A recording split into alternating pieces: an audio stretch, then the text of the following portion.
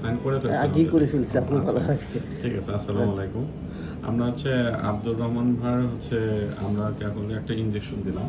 ভাই হচ্ছে সৌদি আরবে থাকেন। তো ভাই যেটা হচ্ছে আমরা ওনার রোগটা উনি আগেই জানতেন। ভাই আপনার রোগের নাম কি? এটাকে আমি ডাক্তারি ভাষায় বলে প্লান্টার ফ্যাসাইটিস। এবং উনি এর আগে এক জায়গায় চিকিৎসাও নিয়েছিলেন।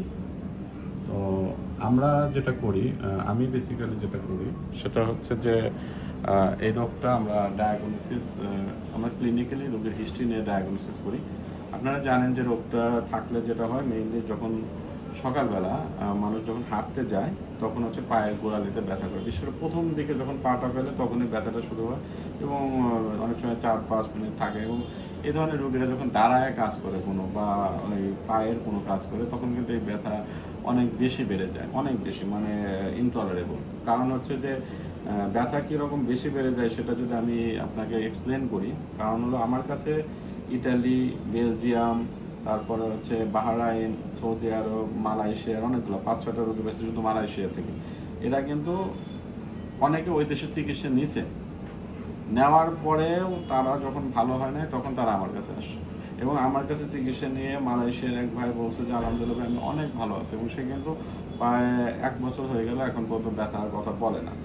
এটা কিউরেটিভ রেট কত এটা আমি একটু বলতে চাই। এটা যদি আপনি আমি যেভাবে দিই, যেরকম আমি একদম আল্ট্রাসাউন্ড করে জায়গাটা দেখে এভাবে দিই, এভাবে আপনার কিউরেটিভ রেট হচ্ছে 90 থেকে 95%। আর যারা আল্ট্রাসাউন্ড না করে নর্মালি দেয় তাদের হচ্ছে কিউরেটিভ রেট হচ্ছে 70%। এবং ইনজেকশন দেওয়ার পরেও, কয়েকবার ইনজেকশন দেওয়ার পরেও যদি রোগী ভালো না হয় তখন তার কিন্তু অপারেশন লাগে। আমি জিনিসটা জানাই রাখলাম। অনেকে মনে করে যে আমি ইনজেকশন দিলাম আমি কেন ভালো হলাম না। আমার প্রায় 1500-র উপরে আমি ইনজেকশন দিয়েছি, আমার কিন্তু ম্যাক্সিমাম রোগী ভালো আছে। একটা রোগী শুধু আমার কমপ্লেন করেছিল যে তার অতটা মানে একটু কমছে কিন্তু পুরোপুরি ভালো হয়নি। এছাড়া মানে ম্যাক্সিমাম রোগী, এবং যারা ইটালিতে এখনও এক ভাই আছে, সাগর ভাই, আমাকে এখনও কমেন্ট করে, উনি কিন্তু বাইরে থেকে শুধু ইনজেকশন দেওয়ার জন্য আসছিলেন। ইটালি থেকে এক ভাই পাগল হয়ে গেছিলেন, উনি একদম মানে এয়ারপোর্ট থেকে নেমে আমার কাছে চলে আসছেন। এবং আপনারা জানেন যে প্লান্টার ফ্যাসিলিটিসের যে একটা ভিডিও ছিল ওটা আমার অনেক হাজার ভিউ হয়, প্রায় 2 মিলিয়ন ভিউ হয়, এবং আমি চাই না ওটা আমি কোনো পোস্ট করিনি, কিছু করিনি, তারপরে এত ভিড় হয়। এবং পরেই আমার আসলে রুগী অনেক, এই রুগীগুলো বাংলাদেশের বা বাইরের সব রুগীগুলো আমার কাছে আসে। তো এখন আমি আসলে একটু আব্দুর রহমান ভাই একটু এক্সপিরিয়েন্সটা শুনবো আর কি। ভাই আপনি একটু বলেন যে আপনার আমার কাছে কি প্রথম চিকিৎসা নিয়েছেন না আগেও চিকিৎসা নিয়েছেন? না, বিষয়টা হচ্ছে আমি সৌদি আরব থাকি, আমার নাম আব্দুর রহমান। বিষয়টা হয়েছে যে আমি তো সৌদি আরব থাকতেই এই সমস্যা ফেস করতেছিলাম, অর্থাৎ ঘুম থেকে ওঠার পর আমি দাঁড়াইতে পারতেছিলাম না, পায়ে প্রচণ্ড ব্যথা হইতো। তো ব্যথার ওষুধ খেয়ে তো ঠিক ছিলাম। তো আমার দেশে আসবো সেই জন্য আর সৌদি আরবে চিকিৎসা করিনি। তো দেশে আসার পরে এই একটা ঝামেলা ছিল বাংলাদেশে, ওই আগস্টের ওই ঝামেলার কারণে। তো মূলত আমি দেশে উদ্দেশ্য নিয়ে আসছিলাম যে স্যারকে দেখাবো, কিন্তু ওই ঝামেলার জন্য এত দূরে আমি আসতে পারিনি। তো আমার কাছের একটা ডাক্তারের কাছে গেছিলাম, উনিও এরকম মেডিসিনের ডাক্তার ছিলেন। তো উনি মোটামুটি টেস্ট করে আমাকে একটা সুই দিল, তো বললো ভালো হয়ে যাবে ইনশাআল্লাহ। তো সুইটা দেওয়ার পরও আমি ভালো ছিলাম না এবং ভালো থাকতে পারি না, যার জন্য আবার কষ্ট করে হলেও আমি এই স্যারের কাছে আসছি এবং একটা সুই দেই আমি বাম পায়ে। সুই দেওয়ার পরে মোটামুটি আলহামদুলিল্লাহ আমার সেই ব্যথা সম্পূর্ণ নিরাময় হয়ে গেছে। এখন আমি দ্বিতীয় ডান পায়ে আর একটু ব্যথা ফিল করতেছিলাম, এটাও আমার আগে থাকতেই ছিল। অনেক 7-8 বছর আগে আমি একবার এই ডান পায়েও সুই দিয়েছিলাম, তো ওইটা অন্য একটা ডাক্তারের কাছ থেকে। তখন আলহামদুলিল্লাহ 7-8 বছর আমি ভালো ছিলাম।